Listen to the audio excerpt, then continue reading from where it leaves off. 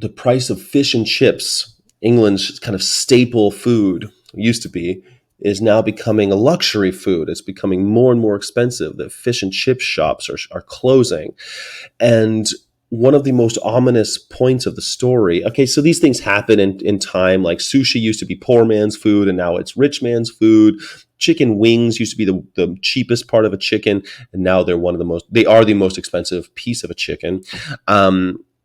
Fish and chips used to be like, oysters in New York. Oysters used to be the dirt poor man's food, and now oysters are very expensive for people. And now fish and chips, it's happening to them. So it's kind of a well documented phenomenon. But the most ominous part of it is what happens when this occurs. When a poor man's food becomes a rich man's food. And so all over England, apparently, they're opening fried chicken shops and it's usually like Tennessee fried chicken. There'll be like some kind of off brand Kentucky Fried Chicken name or something, and that because chickens are cheap, it's cheap to fry a chicken. I wonder how many they kill in England. We kill 10 billion a year in America. I'm guessing the small English Isle does not come close to that, but still, it bums me out, man. It's just like, you'd think that people be like, the fish is expensive.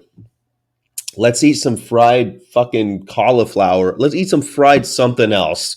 No, you know what? Let's go murder some other animal, chop their heads off, and fry them. It's weird. I predict brown lentils will become a rich man's food.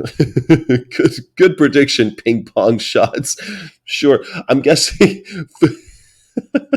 everything will just become like rich man's food. Water will become a rich man's food here coming up. It's cheap from a moral perspective for sure. There you go. Not bad. Has this happened to any vegan staple? I don't think so, because we just grow more of it. It's not that hard to grow more. I wonder if I can't think of any. And in this podcast I was listening to, it was an economics podcast. I don't know. It didn't mention any vegetables that got like that. I mean, because I guess like if the price of peanuts goes up, we just grow more peanuts. If the price of corn goes up, we just dedicate more land to corn.